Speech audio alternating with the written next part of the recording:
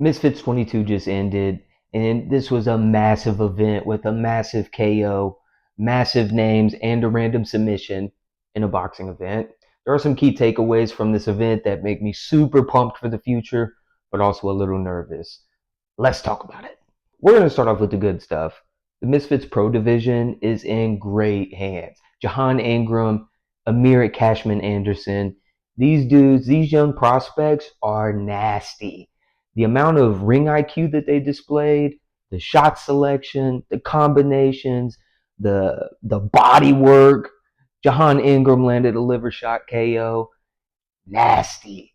So that makes me excited because with these two dudes, if they keep progressing the way that at least what they showed tonight did, then I think Misfits Pro could eventually get bigger than Misfits. Because if they keep signing prospects, especially if they keep signing prospects, but with these two specifically, these guys are problems in just the normal, traditional, weight divisions. Because I think a lot of people categorize Misfits, even though it's Misfits Pro, something that like they can't go fight for like a ring card or something like that. Like Mams would get that shit done. But the other takeaway from this is Dillon Danis, the king of trash talk, the biggest troll. He finally got a win after, I believe, 6 years of inactivity, to, I think, 3 knee surgeries. He got a 15-second submission, which we all kind of knew would happen. Warren Spencer is not an MMA fighter. I think he does have one MMA fight, very low level, but he is a pretty good boxer. But I don't know why he shot for it. Instant submission. It was, yeah, we knew that was going to happen. But moving on to El Kukui, Tony Ferguson versus Saul Poppy. That was the one I was the most excited for because, I think very highly of Saul Poppy. I love the transition he's made from being a bigger guy to now he's just a sharpshooter. So he just seems like a chill guy. And Tony Ferguson being, the badass that he is. This was a good fight, but I feel like I'm probably in the majority where we thought that Salt was gonna demolish him. Tony Ferguson was on an 8 fight losing streak before he left the UFC. And he's not a boxer. And some of the damage that he took in his final couple fights, especially the one with Justin Gaethje. I mean, I'm surprised his chin held up because Saul hit him with some great shocks, great countering. But man, Tony, he still got it. He still got some stuff in the tank. He had some good combinations. I do think it was an early stoppage. I think Salt should have got the 8 count, but it's the we're gonna get to the reffing later. But I was super happy for Tony. That was great to see. I'm sure he felt great finally getting a win and getting a belt. So yeah, kudos to him. And then moving on to Darren Till and Luke Rockhold.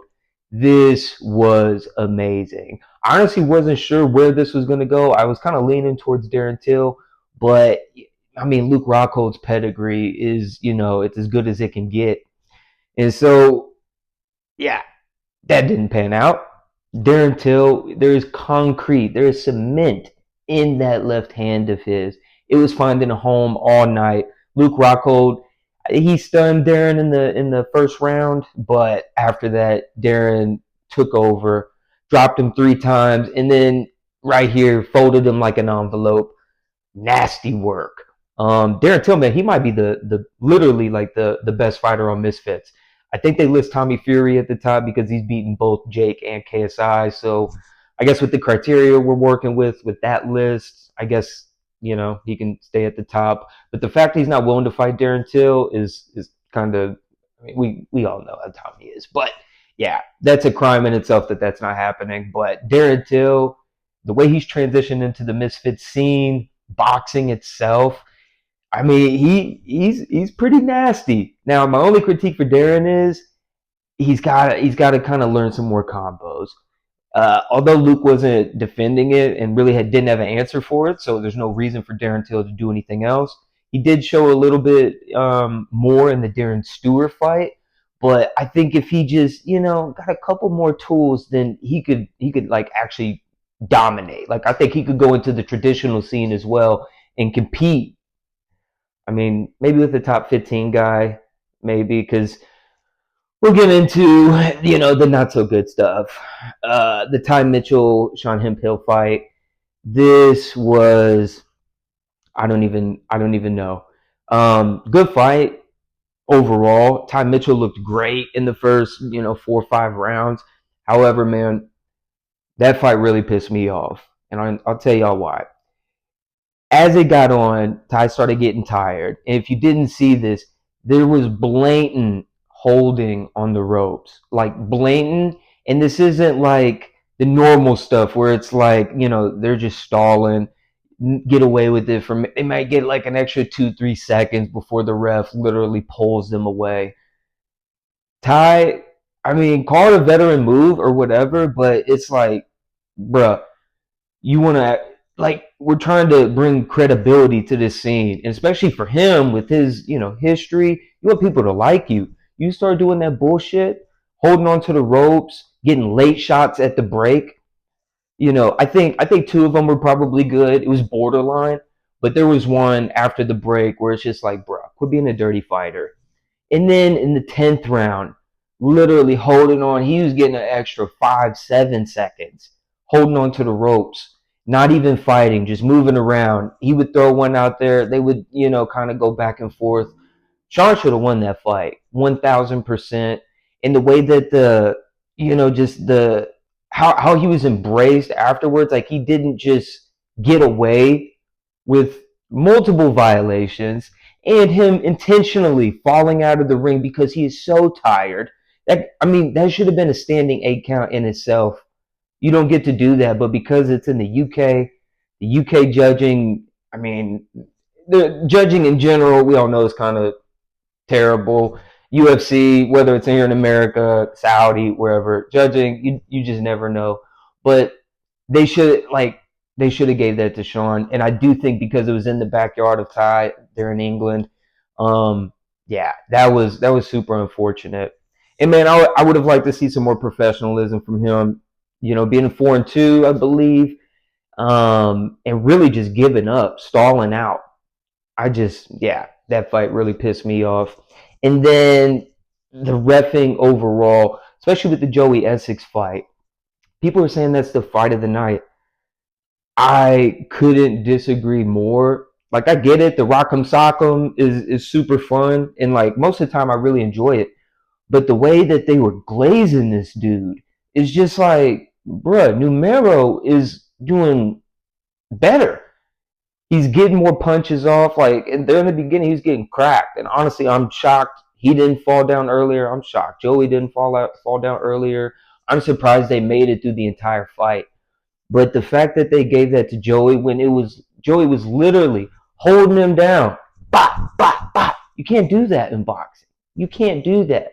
In the way that the commentary and everybody was embracing him, and essentially like promoting that is like, come on, man, come on. We want credibility in this scene. We're looked at as like the circus promotion because just crazy shit happens. But in the middle of the fight, that has to be where everything is tip top. The I's are dotted, the T's are crossed. Like that shit, especially as commentary, because man just has come out in the middle of the ring after a fight and said, respect to you, but you did not win that. That was bullshit. This I feel like should have been that same thing, especially considering how much each guy was given.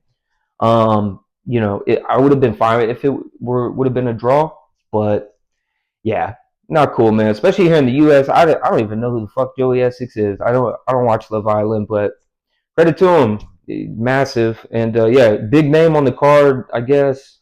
I don't know, but yeah. So this brings me to the last point. What's next for Misfits? I'm hoping to see the pro division have their own card. I feel like depending on how they kind of manage that, if they, if because like, what if they start promoting their social media, like, that could really get it massive, yeah. But and other than that, Dean the Great's got some fight news. He said, and the biggest news is Andrew Tate potentially coming over to Misfits. No idea who that dude would fight. I don't know if he's going for a big name, like if he's going to try to go the Jake Paul route, or if he's going to go for, somebody on the more traditional side that maybe has a smaller name, but it'd be a more credible fight. With Andrew's persona, I feel like he would want to go, the latter, but I don't know. But anyways, please consider liking this video, help my video get out there so other people can see it. Consider subscribing, and I will catch y'all in the next one. Deuce.